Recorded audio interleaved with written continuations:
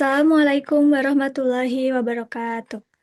Halo teman-teman, pernah nggak sih kalian kepikiran kalau listrik yang kita pakai sehari-hari itu melewati proses apa saja ya untuk bisa sampai ke rumah kita? Nah, pada kesempatan kali ini aku ingin mengajak kalian untuk bisa mengetahui bagaimana sistem kelistrikan itu terjadi, khususnya di gardu induk. Sebelum kita masuk ke pembahasannya, kita kenalan dulu ya teman-teman. Perkenalkan, nama aku Nanda Aisyah, aku mahasiswi Fisika Universitas Pendidikan Indonesia, dan pada kesempatan kali ini aku ditempatkan magang di PLN WLTG Bandung Timur.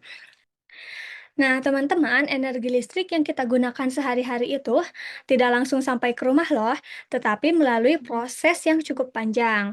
Nah, proses ini tuh berkaitan dengan besaran listrik seperti tegangan, arus, dan daya yang harus diatur agar penyaluran energinya itu menjadi efisien. Nah, teman-teman bisa lihat di sini ada diagram alur listrik. Nah, kita mulai dari pembangkit listrik, di mana ini tuh energi listrik dihasilkan. Nah, tegangan yang dihasilkannya juga umumnya itu masih relatif rendah. Teman-teman bisa lihat di sini tegangan yang dihasilkannya itu sekitar 6 sampai 24 kilovolt. Lalu, setelah dari pembangkit, tegangan dinaikkan menggunakan transformator step up. Kenapa sih harus dinaikkan? Karena untuk memperkecil arus. Nah, secara fisika nih ya, rugi-rugi daya itu berbanding lurus dengan kuadrat arus. Sehingga dengan arus yang lebih kecil, rugi-rugi daya itu dapat diminimalkan. Nah, terus teman-teman, setelah itu energi listrik disalurkan melalui jaringan transmisi. Nah, yang ini, jaringan transmisi dengan tegangan tinggi. Nah, tegangannya itu sekitar 70 sampai dengan 500 kilovolt. Nah, kenapa tegangannya harus tinggi? Karena supaya bisa menjangkau jarak yang jauh secara efisien. Ketika sampai di gardu induk di sini, tegangannya itu harus diturunkan lagi menggunakan transformator step down. Kenapa sih udah dinaikin malah diturunin lagi? Hal ini tuh dilakukan agar tegangan sesuai dengan kebutuhan sistem distribusi. Nah, di sini ya, sini. Selanjutnya, dari sini listrik itu kan disalurkan ya melalui distribusi. Ini tuh kemana? Menuju ke konsumen supaya tegangannya itu lebih rendah. Nah, barulah di tahap akhir energi listrik setelah dari distribusi ini digunakan oleh eh, industri, oleh fasilitas umum, kebutuhan rumah tangga, dan lain sebagainya. Nah, teman-teman, dari sini kita bisa lihat bahwa penyaluran energi listrik itu nggak sesederhana yang kita bayangkan, karena harus melalui beberapa tahapan sebelum akhirnya sampai ke konsumen. Oke, lanjut ya, teman-teman. Dari proses penyaluran listrik tersebut, salah satu bagian yang memiliki peran penting adalah gardu induk atau switchyard.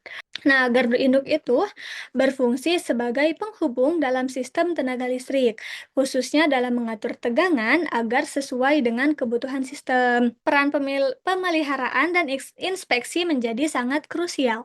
Gardu induk bukan hanya sekedar kumpulan peralatan listrik, tetapi merupakan sistem yang harus selalu berada dalam kondisi prima untuk menjaga kontinuitas penyaluran energi listrik.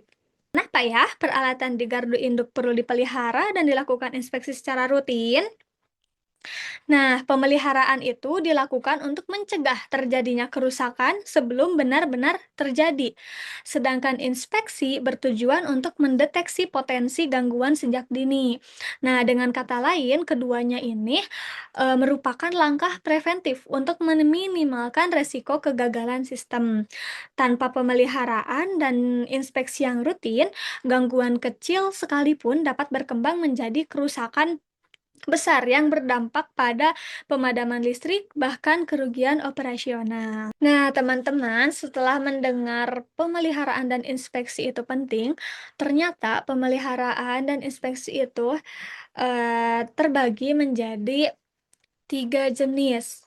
Ada inspeksi level 1, inspeksi level 2, dan juga inspeksi level 3. Nah, apa sih bedanya? Oke, kita mulai dari inspeksi level 1 dulu ya, teman-teman.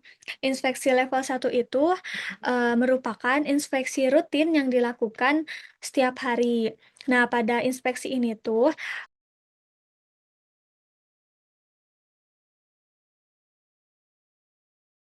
mendengar adanya suara abnormal, serta mencium adanya indikasi panas atau kebakaran.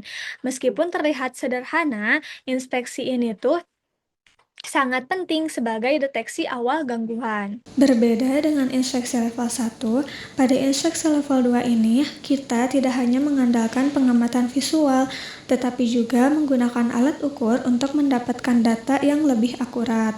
Nah, salah satu peralatan penting yang digunakan adalah termovisi atau thermal imaging.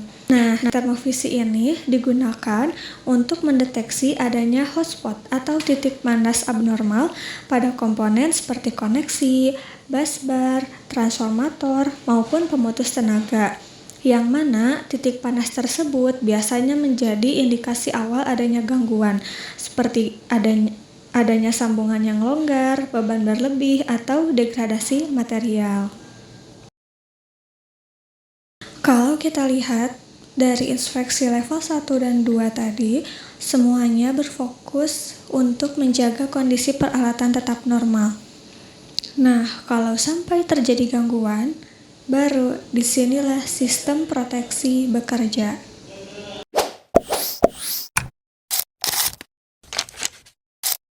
Sistem proteksi merupakan sistem yang berfungsi untuk mendeteksi gangguan pada sistem tenaga listrik serta mengamankan peralatan dengan cara memutus bagian yang terganggu. Dalam sistem proteksi, terdapat beberapa komponen utama yang saling bekerja sama untuk mendeteksi dan mengatasi gangguan. Salah satu komponen yang paling penting pada sistem proteksi yaitu relay proteksi. Relay proteksi merupakan perangkat yang berfungsi untuk mendeteksi kondisi abnormal seperti arus lebih atau gangguan tanah, kemudian memberikan perintah untuk melakukan pemutusan melalui pemutus tenaga. Beberapa contoh relay proteksi, di antaranya ada relay diferensial yang merupakan relay yang bekerja dengan membandingkan arus masuk dan arus keluar pada suatu peralatan. Jika terdapat perbedaan arus yang signifikan antara sisi masuk dan keluar, maka relay akan mendeteksi adanya gangguan internal. Relay diferensial digunakan untuk melindungi peralatan seperti transformator dan generator dari gangguan internal.